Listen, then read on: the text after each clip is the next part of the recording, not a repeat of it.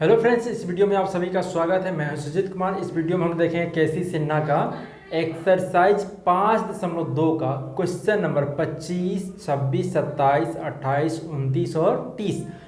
Total इस video में हम लोग 6 क्वेश्चन देखने वाले हैं। तो आइए देखते हैं। सबसे पहले हमारा क्वेश्चन नंबर 25 है। क्वेश्चन कहता है 3 अंकों वाली पूर्ण संख्याएं जो 5 से विभाज्य है कितनी है। हमें ये पता करना है कि 3 अंकों वाली कितनी संख्याएं हैं जो 5 से विभाज्य है। तो इसके लिए हम क्या करेंगे, सबसे पहला 3 अंक का जो सबसे पहला जो संख्या है, जो सबसे छोटा है वो 100 है और सबसे बड़ा जो संख्या है वो 999 है। ये हमारा 3 अंकों की संख्या है। ये सबसे छोटा संख्या है और ये सबसे बड़ा संख्या है। लेकिन इस क्वेश्चन में शर्त है कि 5 से विभाज्य होना चाहिए। तो हमारा जो 100 है ये तो 5 से विभाज्य है। ये 100, 20 पंचे 100, 5 दूना 10 हो जाएगा, कट गया 0 0, अर्थात ये 20 मरते कट जाएगा। ये 100 5 से विभाज्य है। लेकिन सबसे अंतिम वाला जो संख्या, क्या ये 999 5 से विभाज्य है? क्या ये 999 5 से विभाज्य है?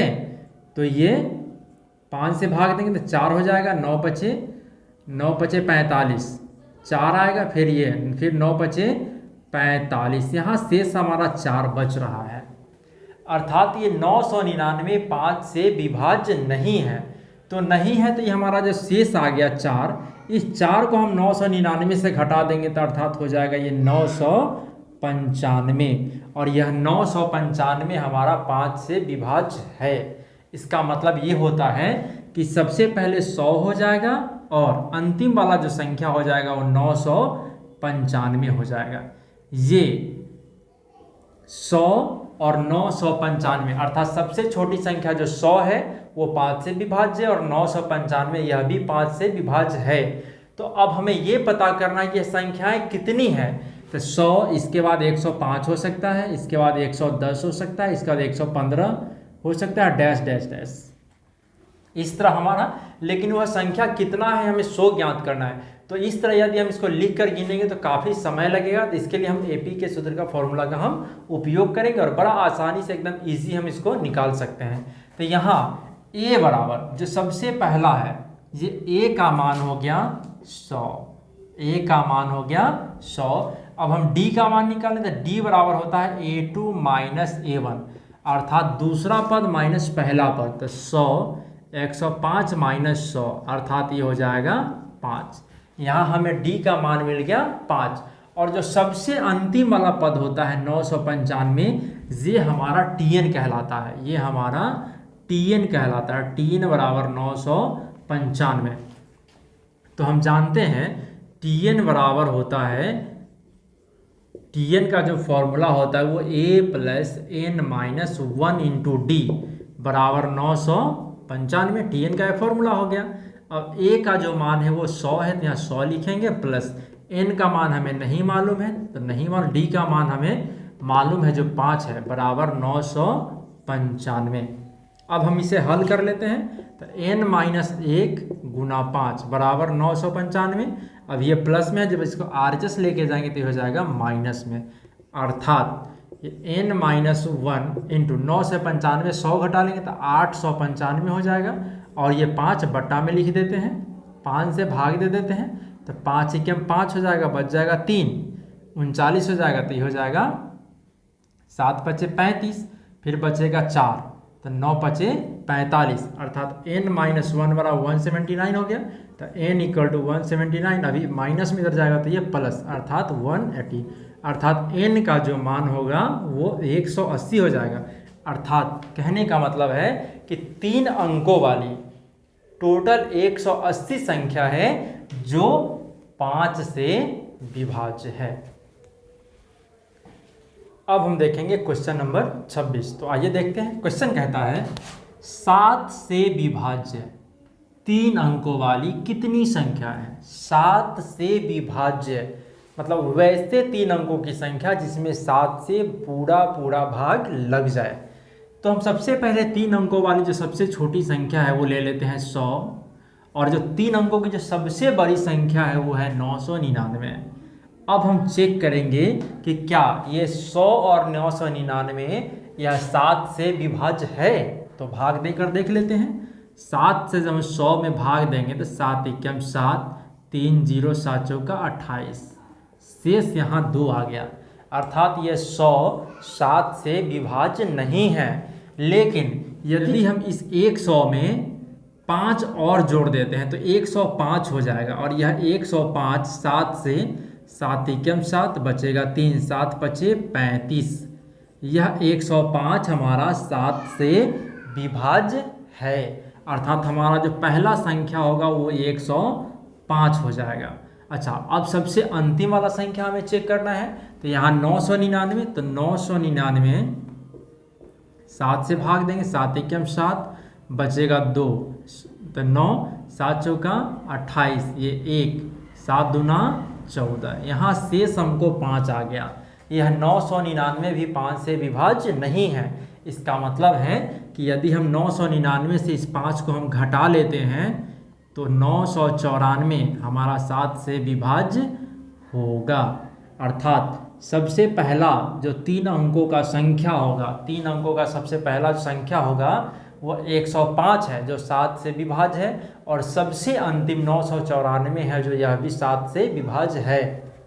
यदि हम इस 105 में हम 7 को जोड़ दें, इस 7 को जोड़ दें तो 112, यह भी 7 से विभाज्य होगा। फिर हम 7 जोड़ दें तो 119, यह भी 7 से विभाज्य होगा। लेकिन इस तरह हम लिखेंगे तो हमारा काफ़ी समय बर्बाद हो जाएगा, इसीलिए हम इस फॉर्मूला का उपयोग करेंगे और बड़ी आसानी से इसको हल कर लेते हैं।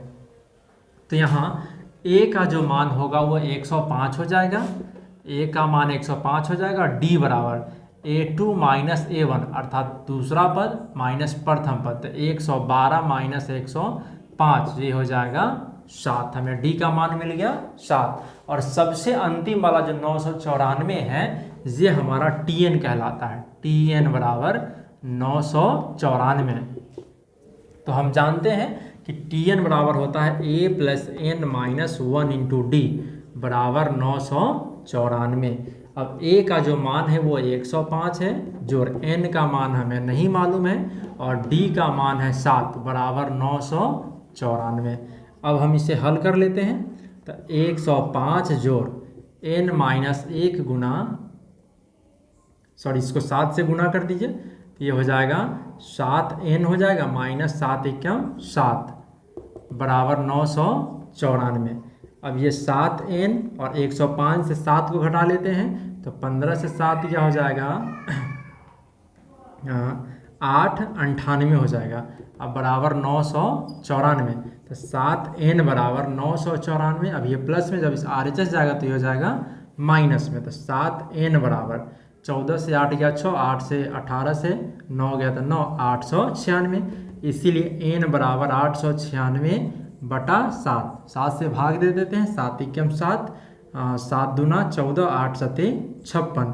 अर्थात n बराबर 128। कहने का मतलब कि 3 अंकों वाली 128 संख्या है जो 7 से विभाज्य हो जाएगा। अब हम देखेंगे क्वेश्चन नंबर 27। क्वेश्चन कहता है किसी AP का nवां पद Tn है, nवां पद Tn है, अर्थात Tn बराबर a plus n minus 1 into D. तब कहता है दर्शाइए कि द Tm प्लस T2nm बराबर 2Tm प्लस n। तो यहाँ हम LHS से चलेंगे। LHS Tm plus T2n plus m, ये हमारा LHS है। तो Tm बराबर यहाँ n का जो मान है m है, तो a plus m minus 1 into D, plus का चिन्ह है तो प्लस का चिन्ह देंगे। फिर यहाँ a प्लस ये 2n प्लस m, ये n का मान है, तो 2n plus m minus 1 into D. अब हम इसे हल कर लेते हैं। तो a प्लस m से d में गुना करेंगे तो m d हो जाएगा, माइनस जब 1 से d में तो d बराबर प्लस और यहाँ a हो जाएगा प्लस, इसको भी गुना कर लेते हैं तो 2nd हो जाएगा प्लस ये md और माइनस 1 से d में तो ये हो जाएगा d। अब यहाँ a और a 2a हो जाएगा, md और ये md प्लस 2md हो जाएगा, माइनस d और माइनस d माइनस 2d हो जाएगा। अब हम यहाँ से क्या कर, और यहाँ प्लस में 2nd है तो यहाँ हम 2nd लिखेंगे। अब हम इसको इन सभी से 2 कॉमन कर लेते हैं। जब 2 कॉमन करेंगे तो मिलेगा a plus md minus d plus nd। अब हम इसे लिख सकते हैं 2a प्लस ये md, यहाँ इसको लिखेंगे nd और ये माइनस d। अब ये 2a है तो a रहने देते हैं, इसमें भी d है, यहाँ भी d है और यहाँ भी d है। हम d को कॉमन करेंगे तो m plus n minus 1 into d, अर्थात ये पूरा अब ये n का मान हो गया। ये यहाँ n है ना, n माइनस 1, तो यहाँ ये पूरा यहाँ से यहाँ तक n हो गया और ये माइनस 1। तो इसे अब हम लिख सकते हैं 2t m प्लस n, अर्थात ये हो गया 2t m प्लस n, ये पूरा n का मान हो गया। तो a plus n minus 1 into d, अर्थात इसके जगह लिख सकते हैं 2t m प्लस n। ये हमारा RHS प्रूफ हो गया। अब हम देखेंगे क्वेश्चन नंबर 28। क्वेश्चन कहता है यदि 5a plus 2 4a minus 1 a plus 2 AP में है तो a का मान ज्ञात करें। हम यहाँ एक चीज़ समझेंगे, यदि a b तथा c तीनों यदि AP में है, a b और c AP में है, इसका मतलब होता है कि b माइनस a बराबर c माइनस b। यदि a b c यदि AP में है, इसका मतलब होता है कि b माइनस c बराबर c माइनस b।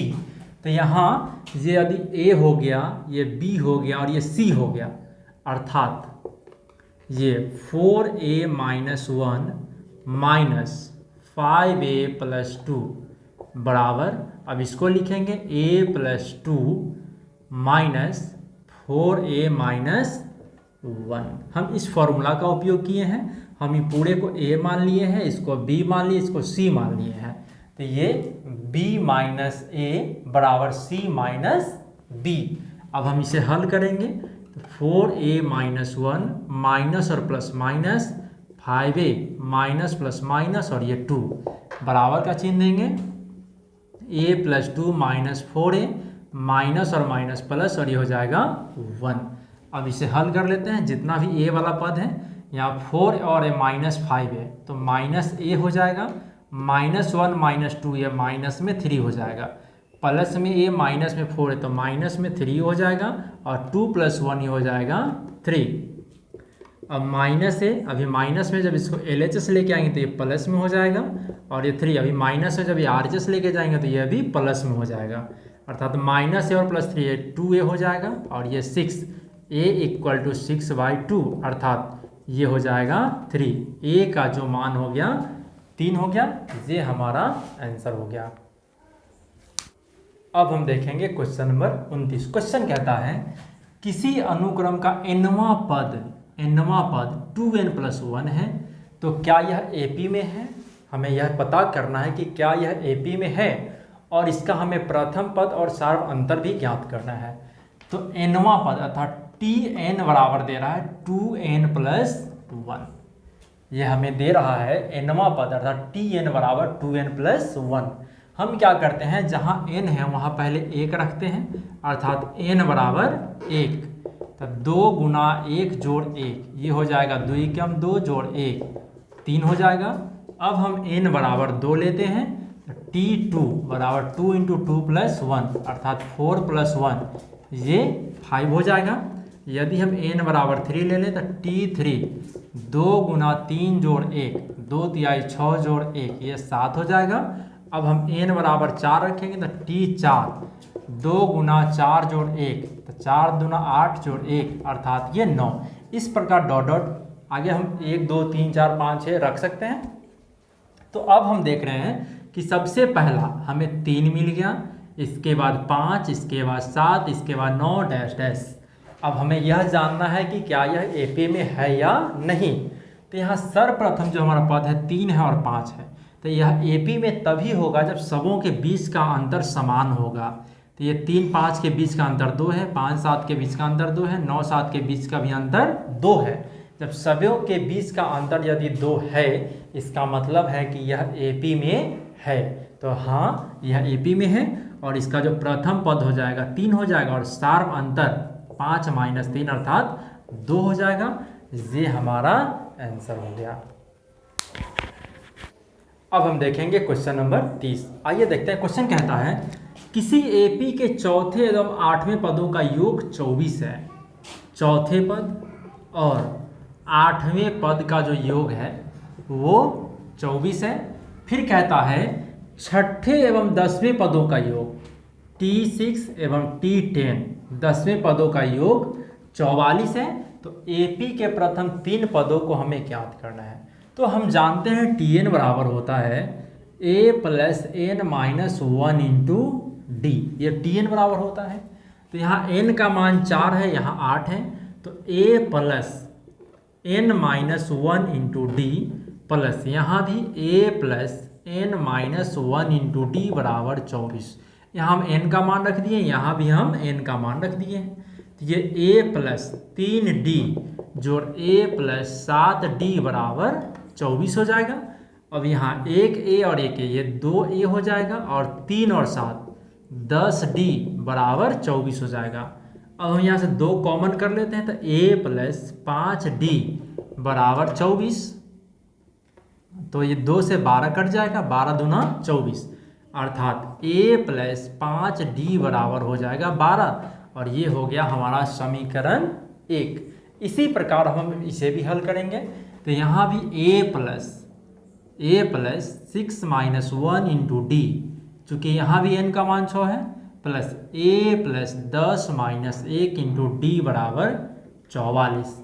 अब a + 6 से गया 5d हो जाएगा और a है तो a + 10 से गया 9d बराबर में 44 हो जाएगा। अब a और a ये 2a हो जाएगा और 5 और 9 14d बराबर में 44।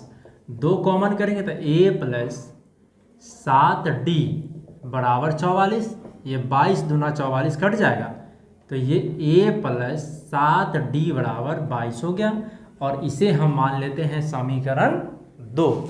अब ये समीकरण 1 और ये समीकरण 2 को हम विलोपन विधि से हल करेंगे। तो इसके लिए समीकरण 1 - 2 से हम समीकरण को 1 में से 2 को घटा रहे हैं, तो a + 5d बराबर 12 और ये a + 7d बराबर 22।